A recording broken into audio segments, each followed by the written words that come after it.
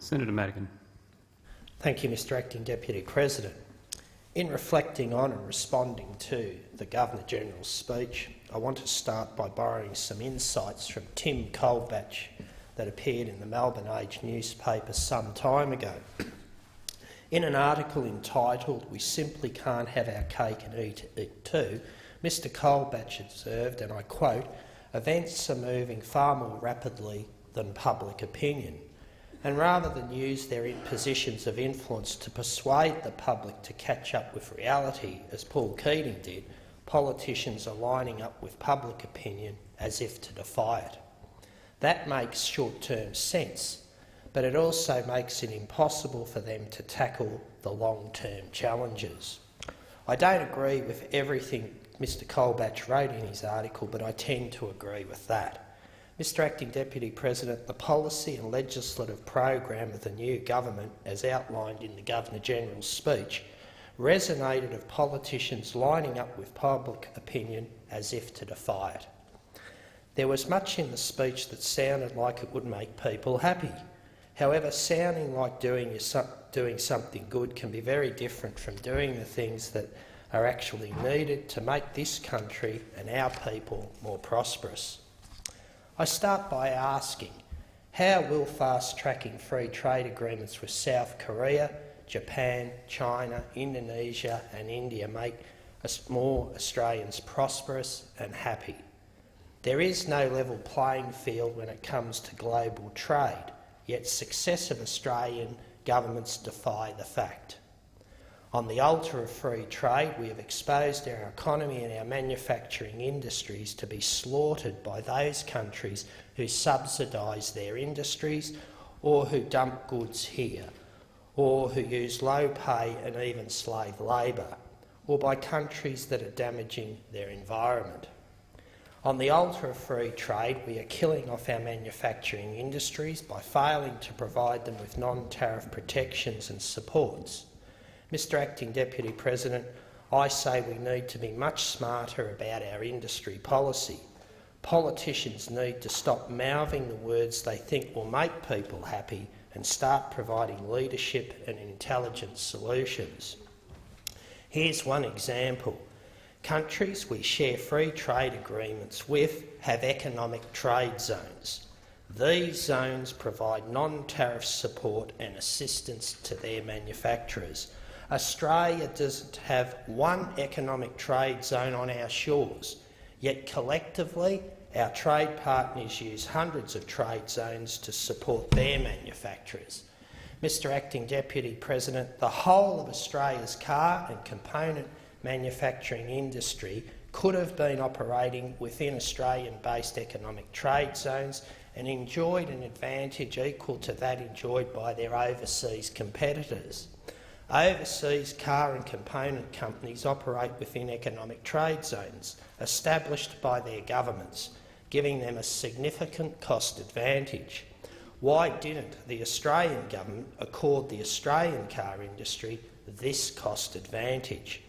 This is not about giving handouts. It is about producing and enacting effective policy settings that will create lasting improvements to assist our industries, sustain them, grow jobs and create wealth.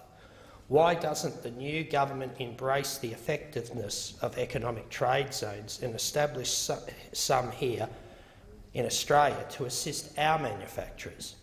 This approach would be consistent with the new government's approach to reducing regulation and red tape. Economic trade zones epitomise reducing red tape and removing unnecessary cost imposts from productive, wealth-producing industries. Mr Acting Deputy President, I am not a big fan of the catch-cry evoked in the new government's policy program that decries so-called red and green tape. I advocate economic trade zones because they would reduce unnecessary cost imposts on our productive industries and help put us on an equal footing with our competitors. However, I also support robust regulation of industry, particularly when it comes to preventing the environmental and social harms that unregulated or under-regulated industries can cause. Politicians should not line up to encourage the public to support weakened and laxed regulations in such important areas. Mr Acting Deputy President, the new government's so-called state-based one-stop-shop approach to regulation is a recipe for weakened regulatory arrangements. Mr Acting Deputy President, I would like to provide my fellow senators with some real-life examples of the failures of state-based one-stop-shop approach to environmental and planning regulation. This approach has been in place between Victoria and the Commonwealth for the last 4 years.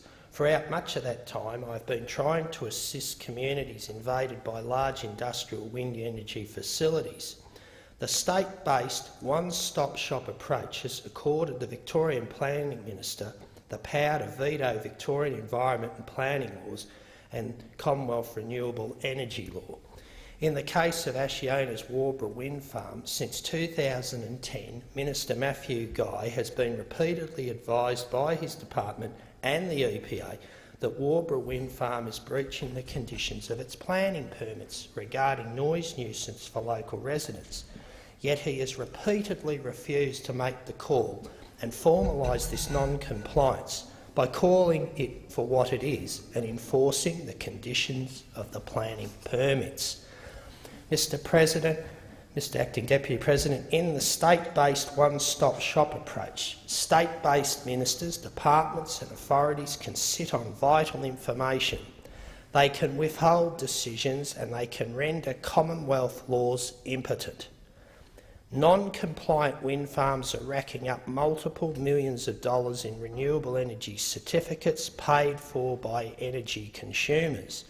They are being financed by our banking and superannuation industries.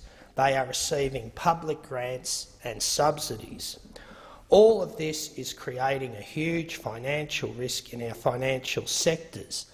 These power stations are not eligible for any forms of financial assistance until such time as they can show compliance with their planning permit conditions of approval. All of that risk is developing because of the state-based one-stop-shop approach to under-regulation. This is not an example of federalism working well, quite the opposite. This approach eats away at a balance of powers between state and Commonwealth governments, a balance that exists to ensure accountability between governments and protections to taxpayers, the Australian community and our environment. Mr Acting Deputy President, I'm also reminded of the important bird habitat and other species information disappearing off the public databases of the Victorian Department of Environment and Sustainability. This is happening in those locations earmarked for wind farm development. The disappearance of this information is important when it comes to the referral process under the Commonwealth Environment Protection Act and the way it interacts with the Victorian Environmental Effects Statement process. So, for example, information about brolga nesting sites or growling grass frogs, southern bent-winged bats or golden sun moths either disappears or is ignored at a state level. That's most convenient when it comes to considering the impact of the Mount Gellibrand wind farm proposed for south-western Victoria. The site is surrounded by Ramsar-listed wetlands and is home to a whole variety of critically endangered and nationally important species. There was no environmental effects statement or EES prepared for this site at a Victorian state level. Instead, the Commonwealth and the Victorian government conspired to allow a huge industrial facility in the midst of a high-value conservation site without any conditions of approval. Mr Acting Deputy President, in my experience, a state-based one-stop-shop approach to environmental regulation means no regulation. It means government acting as a facilitator that allows industry to do what it wants regardless of the environmental or the social consequences. Mr Acting Deputy President, when the new government says that Australia is open for business, that should not mean we do business at any price, regardless of the cost to our people, their communities and their environment. On those terms, such business is bad business. I am alerted to a further example of this in the Governor-General's speech about the new government's focus on the resources sector. Mr Acting Deputy President, Australia is now facing a gas crisis. This crisis is not because we don't have enough gas or because we are running out of gas. This crisis is the creation of bad government policies accruing over the last 20 or so years. Australia is facing escalating gas prices that might see our domestic price for gas quadruple over the next few years. The flow-on effects for households and industry will be devastating. The reason for this is the amount of gas we are exporting. Governments have overreached the amount of gas available for export and have not protected Australia's domestic interests. At the same time, high electricity prices are driving people to use gas, and environmental considerations are encouraging people to prefer gas as a lower emission fuel. At a time when our gas reserves are of high strategic importance, governments are allowing them to be sold off as fast as they can be exported. What's the answer to this problem, you may ask? Well, both state and federal levels of government are saying we should open up more of Australia to coal seam gas development or fracking. I don't agree. I think we need a lot more information before we can even begin to consider going down that path. If governments want to resolve the problem of committing Australia's gas resources for sale and export, then we need to change that policy. It won't be solved by opening up a whole new set of problems associated with fracking. We also need to be more efficient and smarter with our use of gas. On that note, I want to conclude with an example of a clever Australian company, Ceramic Fuel Cells, has just sold 45 Blue Gen micro combined heat and power units into the largest virtual power station project in Europe that will support a region in the Netherlands to achieve zero carbon dioxide emissions by 2020. The same company has just sold 10 Blue Gen units to a UK social housing organisation to help alleviate the fuel poverty of low-income households. In November last year, it sold another 1,000 Blue Gen units into the Baltic region, its single biggest order. Mr Acting Deputy President, coming out of research and development by the CSIRO, this micro-combined heat and power technology is the most efficient small heat and power generation on the planet, operating at 85% energy efficiency. A Blue Gen reduces household electricity and gas bills from about $2,000 a year to about $200 per year, a 90% saving on energy bills. Operating 24 hours a day, it can produce enough electricity for 2 homes and create heat as a byproduct that is enough to meet the hot water needs of a family home.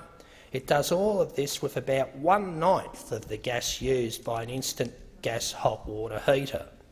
Mr Acting Deputy President, this technology doesn't burn gas and it doesn't create emissions. It splits gas into various parts and runs it through an electrochemical process to create electricity and heat. This clean, efficient and socially responsible technology is an example of an Australian ingenuity at its very best. Mr Acting Deputy President, when Ceramic Fuel Cells is doing exactly what we want our Australian manufacturing companies to do, why aren't Australian governments supporting the uptake of this technology here in Australia? Why isn't Blue Gen attracting a feed-in tariff?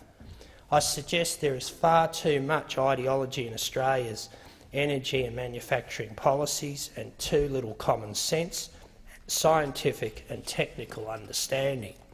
We are making poor decisions as a country about the energy technologies we will and won't use, the manufacturing industries we do and don't support, the ways we're exploiting our precious resources, and the communities and families we are leaving behind in our two-speed economy. We should be implementing a strategic policy to support our industry of innovative technologies and their manufacturers at a time when we are losing thousands of manufacturing jobs and when our electricity prices are skyrocketing. We should be introducing economic trade zones to support our manufacturing industries. We should be supporting sensible exploitation of our resources in our interests, in Australia's interests.